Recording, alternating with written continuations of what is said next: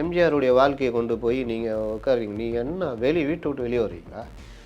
Cinema ஒரு 66 படம் நடிச்சிருக்கீங்க. எம்ஜிஆர் 136 படம் நடிச்சிருக்காரு. எம்ஜிஆர் 60களில் கிட்டத்தட்ட ஒரு 10 வருஷம் 8-10 வருஷம் நாடகம் ஊர் ஊராக போய் நடத்தியிருக்காரு. திமுகக்காக நடத்தியிருக்காரு. அவர்களை நம்பி இருக்கிறவங்களுக்காக நாடகம் நடத்தியிருக்காரு.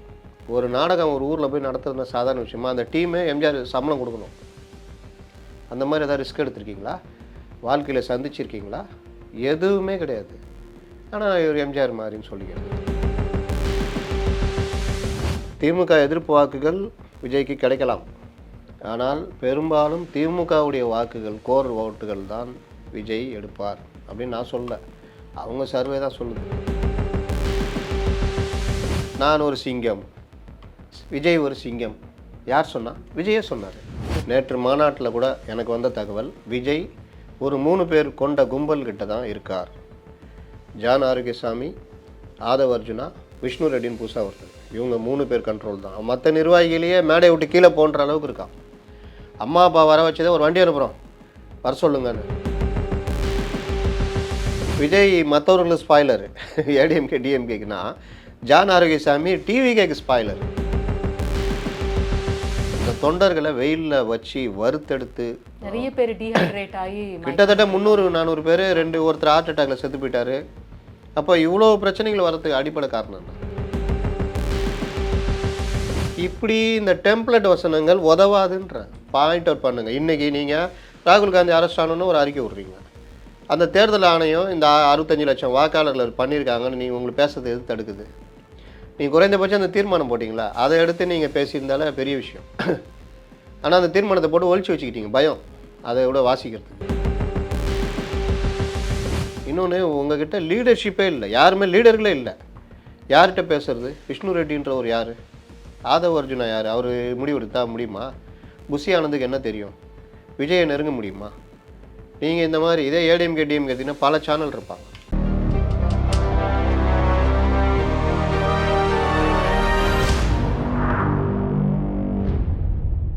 நியூஸ்பிக்ஸ் இந்தியா சேனல் நேயர்களுக்கு வணக்கம். மூத்த பத்திரிகையாளர் திரு முத்தலீஃப் அவர்கள் நம்மிடையே இணைந்திருக்கிறார். வணக்கம் சார். அடுக்குமொழி வசனம், பஞ்ச் டயலாக், ட்ரெய்லர் நல்லா இருந்தது, ஆடியோ லான்ச் செமையாக இருந்தது, படம் ஓடுமா? இதான் இப்போ கேள்வி. எப்போவுமே ஆடியோ லான்ச்சில் ஒரு பெரிய படம் காட்டுவாங்க.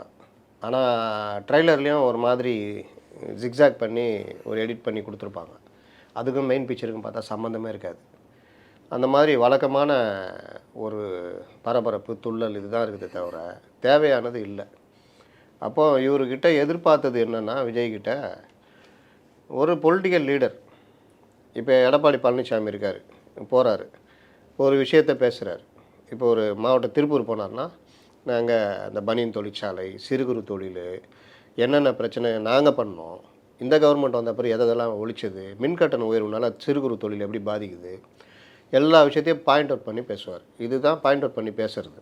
அப்போது ஒரு பொலிட்டிக்கல் லீடர் அவர் எதுக்கு வராரு? எதுக்கு அவரை மக்கள் ஏற்றுக்கணும்? நம்மளை பற்றி தெரிஞ்சவர், நம்மளை பற்றி நம்மளை விட கூடுதலாக தெரிஞ்சவர். ஒவ்வொரு மாவட்டத்துக்கும் ஒவ்வொரு தன்மை இருக்கும், ஒவ்வொரு மக்களுக்கும் ஒவ்வொரு பிரச்சனை இருக்கும். அப்போ எல்லா பிரச்சனையும் தொட்டு பேசக்கூடிய தலைவராக ஒருத்தர் இருந்தால் அவரை நம்ம தலைவராக ஏற்றுக்குவோம்.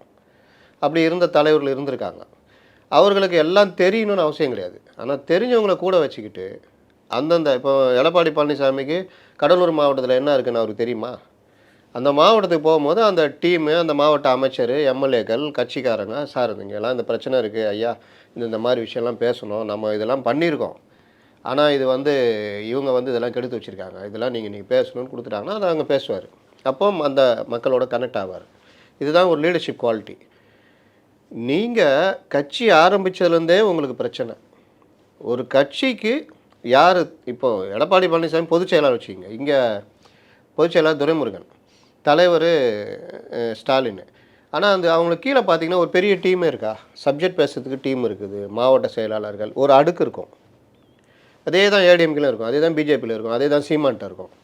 ஆனால் இங்கே பார்த்தீங்கன்னா இவர் மன்றத்தில் செயல்பட்டவரை இவருக்கு பிடிக்குன்ற ஒரே காரணத்துக்காக பொதுச் செயலாளர். நேற்று அவர் பார்த்தீங்கன்னா ஸ்பீச் எப்படி இருக்குன்னா, எங்கள் தலைவர், எங்கள் வீட்டு பிள்ளை, எங்கள் தலைவர் வந்தால் அவள் தான்.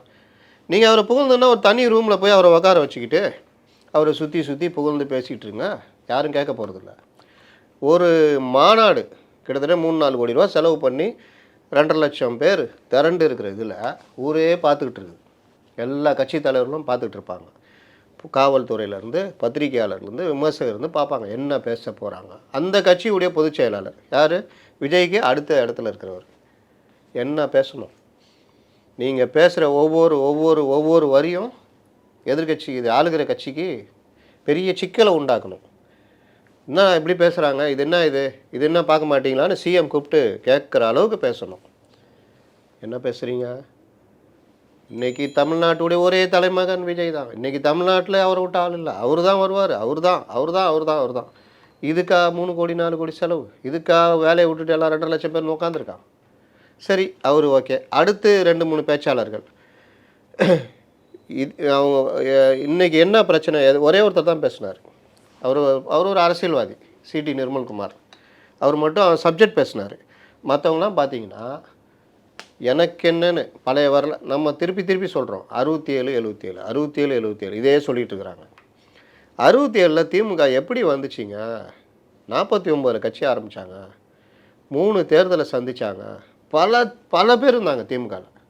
நீங்கள் ஒருத்தர் 2 பேர் சொல்லுவீங்களா? ஒவ்வொருத்தரையும் பிரித்து விட்டால் தனி கட்சி ஆரம்பிக்கிற அளவுக்கு பல தலைவர்கள் அவங்க அண்ணாக்கு கீழே இருந்தாங்க.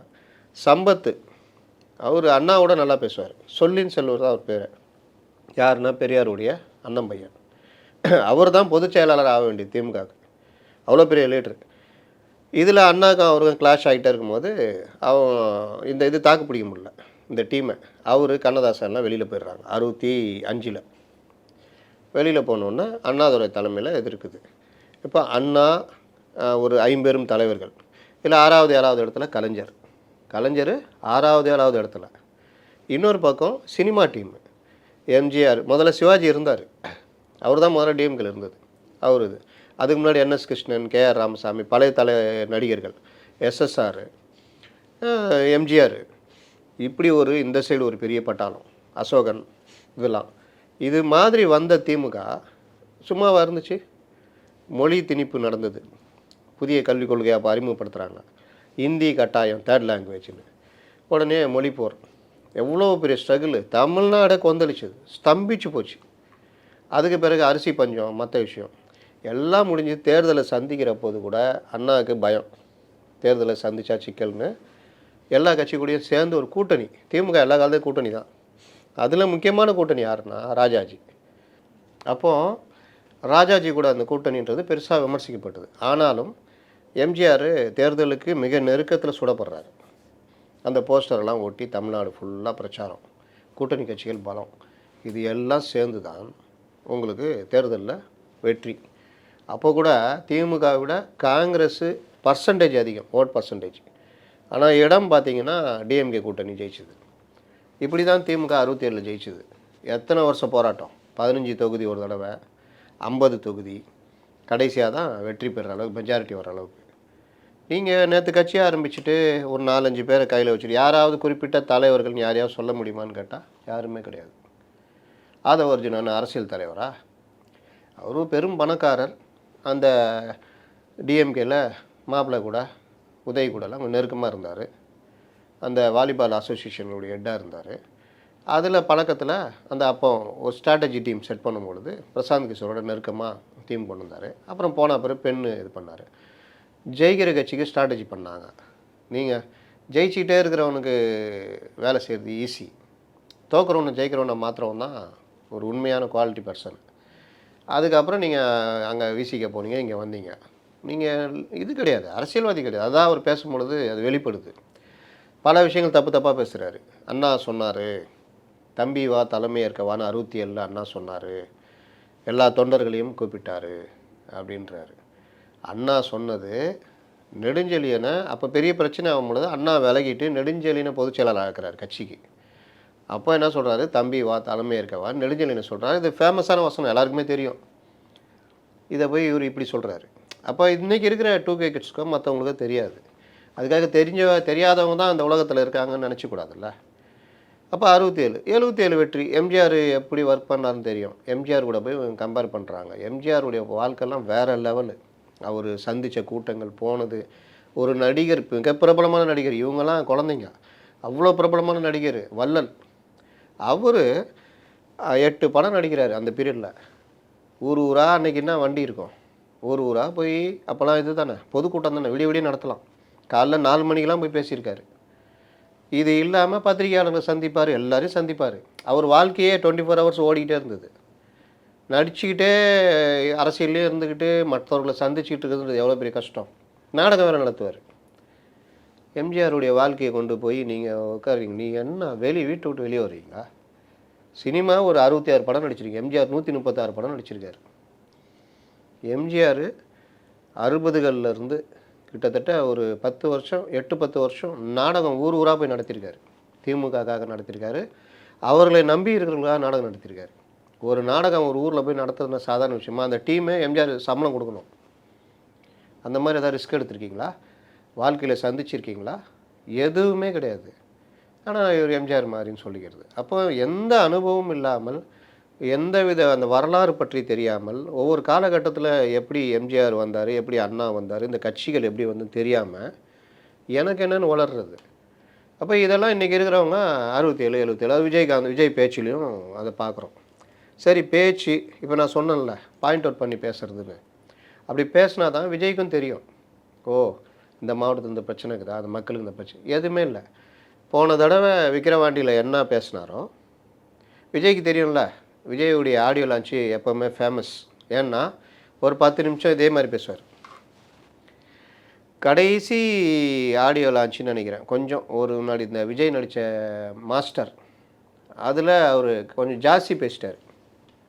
எல்லாம் புகழ்ந்து தள்ளிட்டாங்க. நமக்கு பார்த்தா ஒரு 3 ஆடியோ லான்ச்சுடைய தொகுப்பை இவர் பேசியிருக்கார். அப்புறமா எல்லாம் எடுத்து போடுறாங்க, அவர் ஏற்கனவே பேசின தொகுப்பு எடுத்து போடுறாரு, இது பேசியிருக்காரு, இதுன்னு எல்லாம் பெரிய இதுன்னு பேசுகிறீங்கன்னு. நேற்றும் பார்த்தீங்கன்னா யாரோ எழுதி கொடுத்ததை 1/2 மணி நேரம் அப்படியே ஒப்பிக்கிறார். இன்றைக்கி கூப்பிட்டு கேட்டிங்கன்னா தெரியாது, சத்தியமாக சொல்கிறேன். இன்றைக்கி கூப்பிட்டு கேட்டிங்கன்னா சொன்னீங்களே ஈடின்னீங்களே, அது நீங்களே இது நீங்களேன்னு கேட்டால் ஒன்றும் தெரியாது. ஏன்னா கொடுத்தாங்க ஸ்கிரிப்டு, நான் படிச்சுட்டேன், முடிஞ்சிச்சு. அடுத்த ஸ்கிரிப்டு செப்டம்பர் மாதம் வரும்போது பண்ணுவேன். விகடன் இன்றைக்கி ஒரு இது போட்டிருக்கான், விஜய் பேச்சு பற்றி என்ன நினைக்கிறீர்கள். கமெண்ட்ஸ் போய் பார்த்தேன். 90% ரொம்ப பேர் ஜென்யூனாக சொல்கிறாங்க, இவர்கிட்ட டெப்த் இல்லை, ஒரு சினிமா வசனம் மாதிரி, இன்னொரு ஆடியோ லான்ச் பார்த்தோமா, இப்படி தான் சொல்கிறாங்க. இப்போ நான் சொன்னேன் சேம் இதே பேட்டர்ன் தான் சொல்கிறாங்க. பாயிண்ட் அவுட் பண்ணி பேசலை, இன்றைக்கி இருக்கிற விஷயத்தை எடுத்து பேசலை, இவர் பேச்சு ஃபுல்லாகவே இந்த சரவெடி மாதிரி போச்சு. அது இந்த ரசிகர்களுக்கு வேணால் இருக்கும், ஆனால் அது ஜென்ரலாக ஒரு பொலிட்டிக்கல் லீடராக அது இல்லை. ஸ்டாலினை போய் அங்கிள்ன்றது. சார், அது எதனால் அப்படி சாருன்னு கூப்பிட்டவர் அங்கிள்னு மாற்றி கூப்பிட வேண்டிய அவசியம் இல்லை? நீங்கள் அந்த சின்ன பசங்க அந்த எங்கேயாவது இது பண்ணும்போது அங்கிள் பூமர் அங்கிள்ன்ற மாதிரி கிண்டல் பண்ணுவாங்களே, அந்த துணி தான் அது. சார், அதே மாதிரி அவர் பேச்சில் மாவனாவில் வரக்கூடிய ஒரு வார்த்தையை சொல்லிட்டு மைண்ட் யுவர் வேர்ட்ஸ்ன்னு கேட்குது அப்படிங்கிறாரு. இது வந்து கொஞ்சம் நாகரிகம் தப்பி இருக்கிற மாதிரி. அதை தான் நான் சொன்னேன், அது எல்லாமே ஆடியோ லான்ச்சில் பேசுகிற மாதிரியான பேச்சுகள். சினிமாக்காரங்க பார்த்தீங்கன்னா, நீங்கள் சினிமா ரிப்போர்ட்டெல்லாம் போனால் உங்களுக்கு பயங்கர மனதைரியம் வேணும், பொறுமை வேணும். அதனாலே நாங்கள்லாம் இப்போ பலருக்கு தவிர்த்துட்டோம். அது சினிமாக்குன்னு ஒரு கூட்டம் இருக்கும், அது கேட்டுக்கோம். இப்போ சமீப காலமாக எல்லாம் இது பண்ணுறாங்க. என்னென்னா எனக்கு என்னென்னு பேசுவாங்க, ஒரு தெளிவான பேச்சிருக்கா இல்லைன்னு இந்த வார்த்தைகள்லாம் எனக்கு என்னென்னு வரும். இவர் இன்னும் அதை விட்டு வெளியே வரலை. ஒரு பொலிட்டிக்கல் லீடராக அவர் மெர்ஜ் ஆகலை. பொலிட்டிக்கல் லீடருடைய ஸ்டாண்டர்டு வேறு. நீங்கள் பார்த்தீங்கன்னா இப்போ திமுகவில் 4ஆம் தர பேச்சாளர் இருப்போம், இந்த சிவாஜி கிருஷ்ணமூர்த்தி, இந்த மாதிரிலாம். அவங்களும் லீடர்ஷிப்பில் இருக்கிறவங்களும் பேசுகிறது வித்தியாசம் இருக்கும். ஆனால் இப்போ அது இல்லை. இப்போ அவங்களே வந்து இப்போ எடப்பாடி திட்டன்ற பேரில் ரொம்ப தரம் தாழ்ந்து விமர்சனம் பண்ணுறாங்க. இப்போ அந்த மாதிரி இல்லாமல் ஒரு லீடர்ஷிப் குவாலிட்டி இருக்கணும்.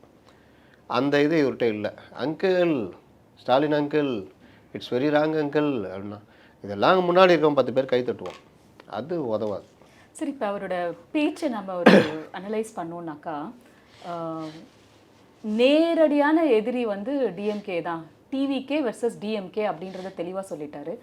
ஏடிஎம்கே ஒன்றுமே இல்லை, எம்ஜிஆர் வச்சுருந்த கட்சி இப்போ யார்கிட்ட இருக்குது அப்படின்னு ஒரு கேள்வியும் கேட்குறாரு. ஸோ இதை நீங்கள் எப்படி பார்க்குறீங்க? அண்ட் இன்னொன்று, இளங்கோவன் அவர்கள் திமுக ஸ்போக் பர்சன், அவர் ஒரு இன்டர்வியூவில் சொல்லும் பொழுது திமுகக்கு எதிரான வாக்குகள் தான் வந்து விஜய்க்கும் ஏடிஎம்கேக்கும் ஸ்ப்ளிட் ஆகிடும், ஸோ திமுகவுக்கு இதனால பாதிப்பு இல்லை, ஏன்னா நீங்கள் போன இன்டர்வியூவில் வந்து திமுகவுக்கு தான் ஸ்பாய்லராக இருப்பார் விஜய்ன்னு சொல்லியிருந்தீங்க. ஸோ இதை எப்படி நீங்கள் பார்க்குறீங்க? ஃபஸ்ட்டு 2வது கேள்விக்கே சொல்லிடுறேன். இஸ்லாமியர்கள் சிறுபான்மை மக்கள் வாக்கு பிஜேபி ஏடிஎம் கூட்டணி விழுமா? 2024 விழுந்ததா? விழாது. விழாது. இப்போ விஜய்க்கு கிறிஸ்டியன், நீங்கள் கிளியராக கிறிஸ்தவர்கள் வாக்கு எல்லாம் விழும். அது யார் கையில் இருக்குது அந்த வாக்குகள்? டிஎம்கே கையில். இஸ்லாமியர்கள் பற்றி ஒரு நேரத்தெல்லாம் பேசுகிறாரு, இன்னும் பேசுவார். அப்போ அந்த வாக்குகள் யார்கிட்ட விழும்? 2வது, இவங்க 1000 ரூபா கொடுத்து இந்த பெண்கள் இதுன்னு சொல்கிறாங்கல்ல, இப்போ விஜய் போக போக பேச ஆரம்பிக்கிறா வச்சுக்கோங்க. ஒருவேளை பெண்கள் பிரச்சனை, டாஸ்மார்க் இதெல்லாம் நீங்கள் இது ஃபுல் இது விழும். இளைஞர்களை அதிகமாக வச்சுக்கிட்டு இருக்கோம் நாங்கன்னு திமுக நீ சொல்லுது. அந்த இளைஞர்கள் வாக்குகளை கவர்ற மாதிரி இவர் பேசுகிறாருன்னா அப்படியே கன்வெர்ட் ஆகும். திமுக எதிர்ப்பு வாக்குகள் விஜய்க்கு கிடைக்கலாம். ஆனால் பெரும்பாலும் திமுகவுடைய வாக்குகள், கோர் ஓட்டுகள் தான் விஜய் எடுப்பார் அப்படின்னு நான் சொல்ல. அவங்க சர்வே தான் சொல்லுது. 120 தொகுதியில் நான் சொன்னேன்ல, எடுத்ததில் 120 தொகுதிகள்கிட்ட சிக்கலாக இருக்குன்னு, சென்னையிலேயே பல தொகுதிகள்னு. அதனால் அந்த இதெல்லாம் என்ன ஆகும்னா, அதுக்கு பயந்து தான் இவர்கள் இந்த இது ஸ்பீடப் பண்ணுறவெல்லாம் பண்ணிகிட்டு இருக்கிறாங்க. ஏன் என்ன பிரச்சனைனா, இவர் ஸ்பாய்லர். இவர் வந்து வாக்குகளை பிரித்து காலவாரி விடுவார். அதுக்காக அவங்கள காலவாரி விட மாட்டாருன்னு சொல்ல முடியாது. எந்த தொகுதியில் எப்படி இருக்கோ அது நடக்கும். ஆனால் யாருக்கு அடிப்படும்? உங்களுக்கு கூடுதலாக ஆன்டி இன்கம்பன்சி இருக்குது. கூடுதலாக நீங்கள் ஆடாத ஆட்டம் ஆடி வச்சுருக்கீங்க. அது ஒரு பெரிய பாதிப்பு இல்லை. அப்போது இவன் வேலைக்கு ஆக மாட்டான், ஒன்றும் இல்லை, ஒரே சினிமா வசனம் பேசிகிட்டு இருக்கிறான், இவங்களை காலி பண்ணணும் போடு, அப்படி தான் திரும்பும். அதுக்கு உதாரணம்னா நீங்கள் எடப்பாடி பழனிசாமி போகிற கூட்டங்களில் நீங்கள் பார்க்கலாம். அந்த எழுச்சி இதெல்லாம் பார்க்கலாம். இன்னும் போக போக 100 இது முடிச்சிட்டாரு இவர். 3 லட்சம் பேரை வச்சுக்கிட்டு 2 லட்சம் பேர் இருப்பாங்க மாநாட்டில். அதில் கொஞ்சம் பேர் வெளியே போக ஆரம்பிச்சிட்டான். விஜய் பேச்சை கேட்கறதுக்கு எவனும் தயாராக இல்லை. அப்போது இவங்களை வச்சுக்கிட்டே நீங்கள் இவ்வளோ கதை பேசுகிறீங்க. இவர் 52 லட்சம் பேரை பார்த்துருக்காரு. இப்போ எவ்வளோ விஷயங்களை பாயிண்ட் அவுட் பண்ணி கொண்டு போய் ரீச் பண்ணியிருப்பார். இதுதான் வித்தியாசம். அதனால் அது அப்புறம் கேள்வி என்ன கேட்டிங்க? ஏடிஎம்கேவை சீரியஸாக எடுத்துக்கல, எனக்கு நேரடியான எதிரின்னு சொல்லிக்கிறது வந்து உங்கள் சொல்லு இருக்குது, செயல் இருக்கா? முதன்மை சக்தி நாங்கன்னு சொல்கிறீங்க. இன்றைக்கும் எல்லாருடைய மொத்த கருத்தாக இருக்கிறது, நீங்கள் என்ன பண்ணுறீங்க? ஒரு பத்திரிகையாளரை சந்திக்கிறீங்களா? மக்கள் பிரச்சனை பேசுகிறீங்களா? நேற்று மாநாடுங்க. மாநாடு என்றால் தீர்மானம் இல்லாமல் மாநாடு கிடையாது. கல்யாணம்னா பந்தி இருக்கும்ல, சாப்பாடு பந்தி.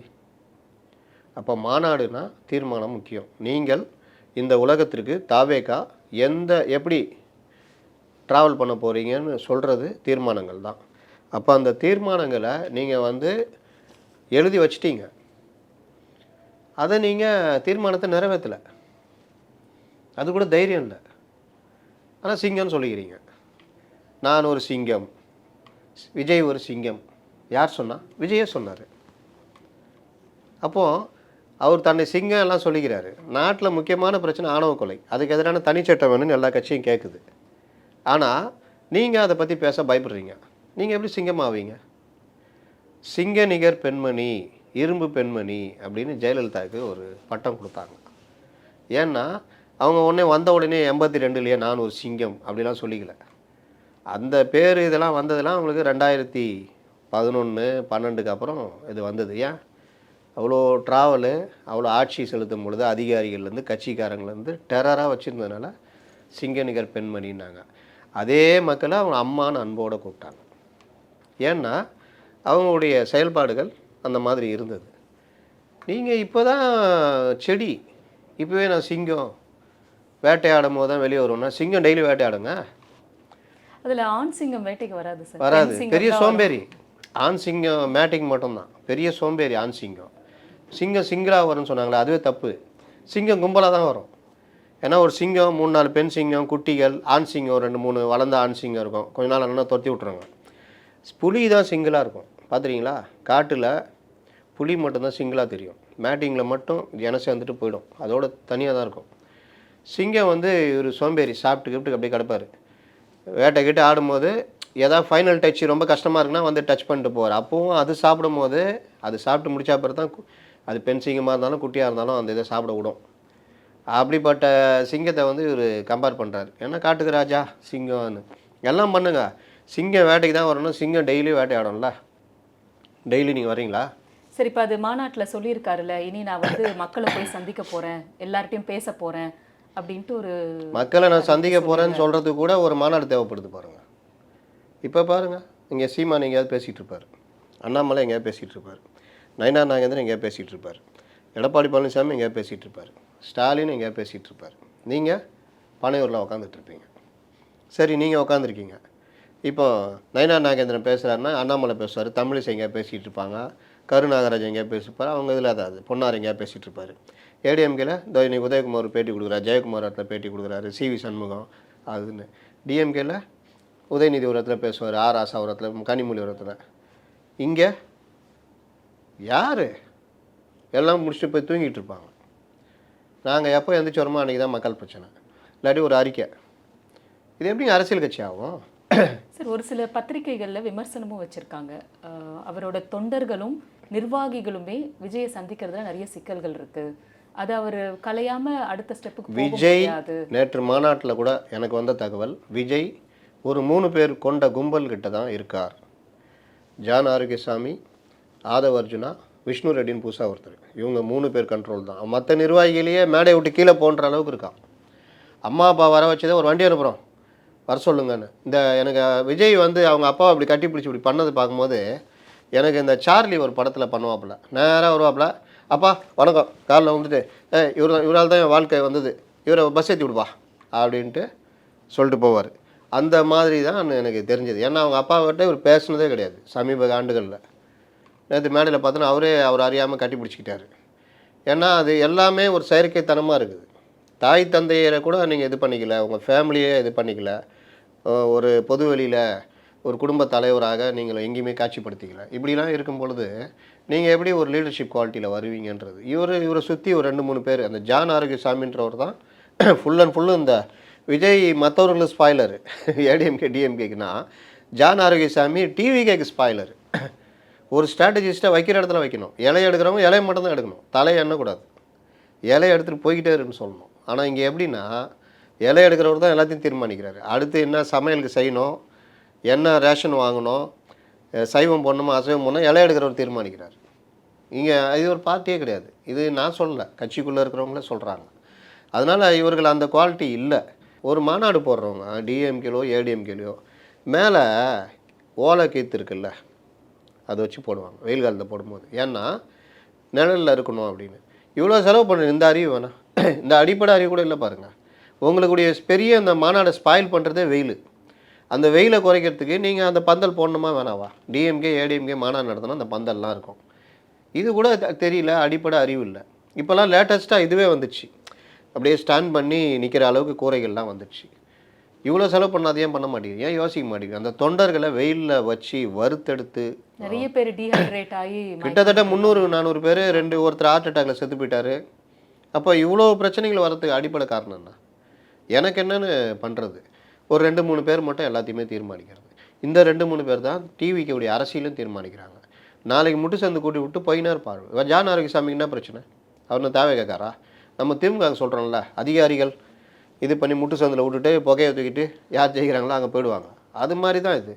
நாளைக்கு 8% 10% வாங்கிட்டு நீங்கள் நடுத்தல் நிற்கும் போது ஜான் இன்னொருத்தரை பார்த்து அப்புறம் வந்துடுறாங்க அப்படின்னு போயிட்டே இருப்பார்.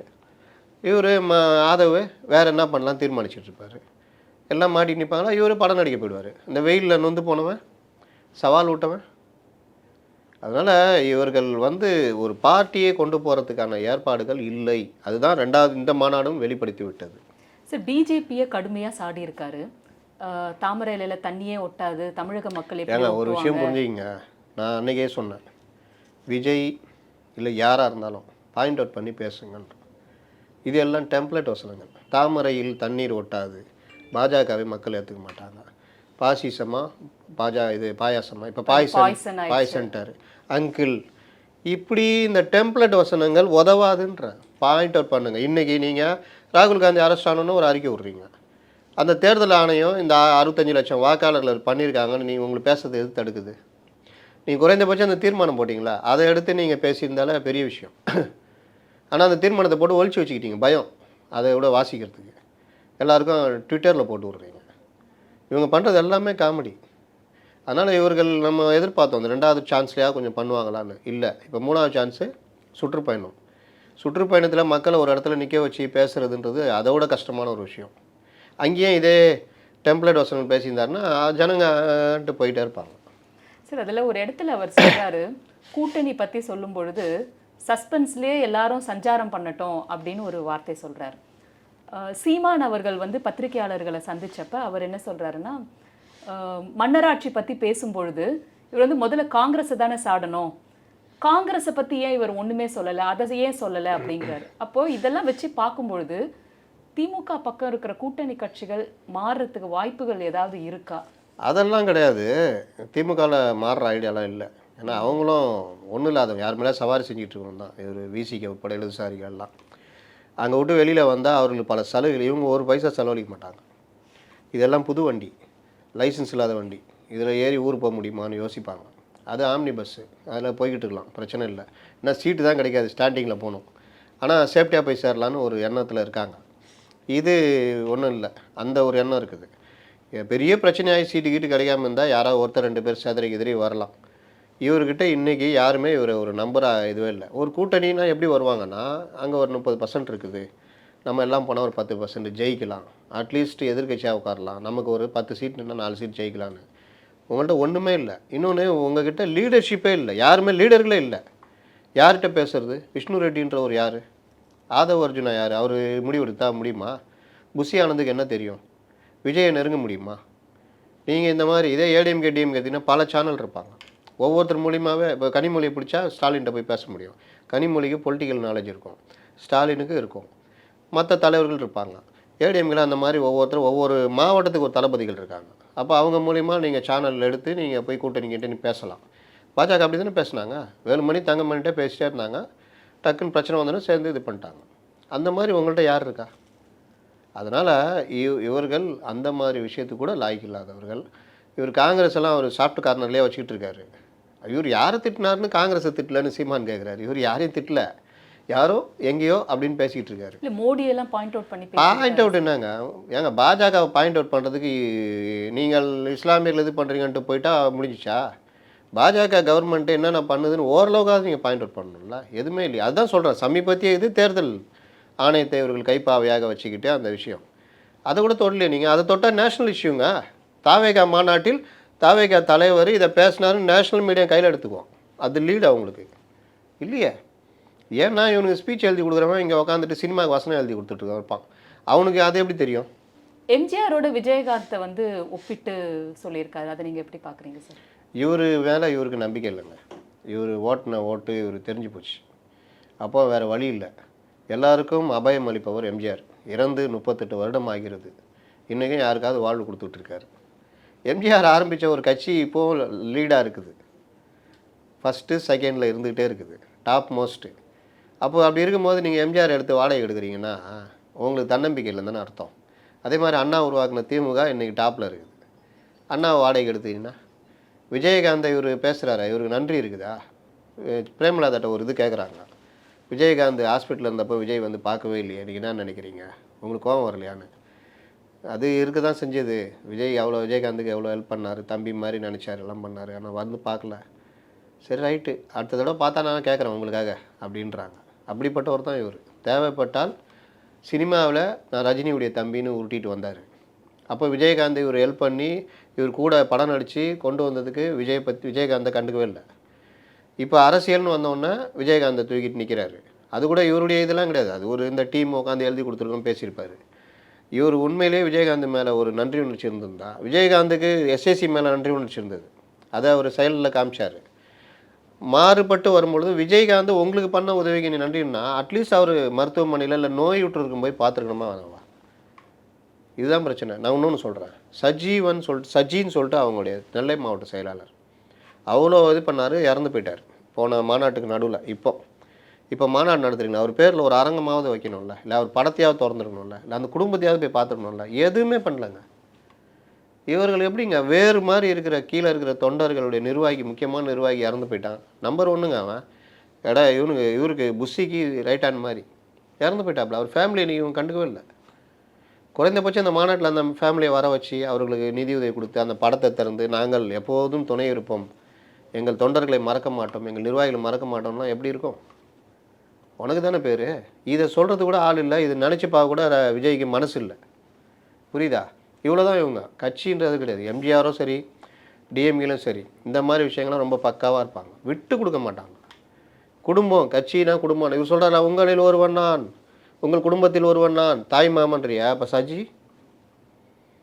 சஜி உங்களுக்காக உழைச்சவன் தானே, உங்களுக்காக வந்து கட்சி மாநாடு இங்கெல்லாம் வந்துட்டு தானே சென்னையில் தானே இறந்து போனார். அவர் பாடியை கூட போய் பார்க்கலையே. சரி, நீங்கள் போனால் சென்னை ஸ்தம்பிச்சிடும். இந்த மற்றவங்க வீட்டுக்கெலாம் போனீங்களா நைட்டில்? அது மாதிரியாவது சஜி வீட்டுக்கு நைட்டு போயிருக்கலாம்ல. இப்போ மதுரை போனீங்களா? நெல்லை போகிறதுக்கு எவ்வளோ நேரம் ஆக போகுது? தூத்துக்குடியில் இறங்கி பார்த்துட்டு மதுரைக்கு வரலாம்ல. இதுதான் இயல்பாக வரணும். ஒரு அசிஸ்டன்ட் டைரக்டர் கதை சொன்னேன்ல, பத்திரிக்கை வச்சார் எம்ஜிஆருக்குன்னு. கல்யாணத்துக்கு போக முடியல, நான் 2 நாள் கழித்து நேராக நைட்டு வீட்டுக்கு போயிட்டு, யார் அது? எப்போது 20 வருஷம் முன்னாடி அசிஸ்டன்ட் டைரக்டராக இருந்தவன், அது எம்ஜிஆர். அதனால தான் எம்ஜிஆர் 38 வருஷம் கழிந்தும் எல்லார் மனதிலும் வாழ்கிறார். எனக்கெல்லாம் நான்லாம் ஆரம்பத்தில் திமுக, கலைஞருடைய ரொம்ப இது, எம்ஜிஆருடைய ரசிகராக இருந்தாலும் திமுகவுடைய இது. கட்சின்னு பார்த்தா, கொள்கைன்னு பார்த்தா திமுக. ஆனால் இன்றைக்கும் எம்ஜிஆர் தானே நிற்கிறாரு. ஏன்னா அவர் செய்த செயல்கள் அந்த மாதிரி. இதுதான் இது. அதனால் சும்மா அடி பட்டாசு மாதிரி வெடிச்சிருக்குது, ஆட்டா பாம்பு கிடையாது. சுறுசுறுவதின்னுவாங்களா அது மாதிரி. சார், அவர் எமோஷ்னலாக அவரால் வந்து இளைஞர்கள்கிட்டையும் பெண்கள்கிட்டையும் பெட்டராக கனெக்ட் ஆக முடியுது. இப்போ நேற்று கூட அந்த தாய் மாமன் அது இதுன்னு சொல்லும் பொழுது நிறைய பெண்கள் வந்து அதை வரவேற்கிற மாதிரி சொல்கிறாங்க, நம்ம கமெண்ட்ஸ்ல எல்லாமும் பார்க்குறோம். இல்லைங்க, இது ஒரு நடிகர்களுக்கும் ரசிகர்களுக்கும் உள்ள உறவு வந்து எப்போவுமே இப்படி இருக்குங்க. இது எமோஷ்னல் கனெக்ட் இல்லைங்க. தாய் மாமன் ஒரு வார்த்தை சொல்லிட்டு போகிறது எமோஷ்னல் இல்லை. இதே இடத்துல சஜி ஃபேமிலியை கூப்பிட்டு இந்த குழந்தைகள் படிப்பு செலவு நான் ஏற்றுக்கிறேன், சஜி அப்படிப்பட்டவர், நாங்கள் கைவிட மாட்டோம் அந்த ஃபேமிலியை அப்படின்னு படம் திறந்து வச்சு இது பண்ணால் அந்த எமோஷ்னல் வந்து நீங்கள் அந்த ரசிகர்களை தாண்டி தாய்மார்கள், மற்றவர்கள், மற்ற அரசியல் கட்சியினர் எல்லாரையும் போய் சேரும். அதனால் இவர் பேசுறதெல்லாம் தான் சொன்னேன், சுறுசுறுவத்தி அப்படி புஷ்ஷுன்னு வரும், வெளிச்சம் கொடுக்கும், விழுந்துடும். அது ஆட்டாபா மாதிரி வெடித்து ஒரு அதிர்வை ஏற்படுத்தாது. அதனால் இவர் இது எல்லாமே இதில் என்ன ஆடியோ லான்ச்சில் பேசுறதாங்க இவர் பேசியிருக்காரு. அது ரசிகன் வேறு என்ன சொல்லுவான், தெய்வம்னுவான், அதுன்னுவான், இதுன்னுவான், அவ்வளோதான். ரஜினி நீங்கள் சொல்லி என் தலைவன் கால் வச்சா 2 கோடி அப்படி இப்படி இப்போவும் சொல்லுங்கிறாங்க. எல்லாம் சுகர் டேப்லெட்லாம் போட்டு வந்து சொல்லிட்டு தான் இருக்கிறாங்க. அதெல்லாம் இருக்க தான் செய்யும், அது கணக்கு இல்லை. சரி, இவ்வளோ நேரம் ரொம்ப அழகாக உங்களோட கருத்துக்களை பகிர்ந்துக்கிட்டீங்க. ரொம்ப நன்றி. வேற ஒரு நேர்காணலில் சந்திப்போம்.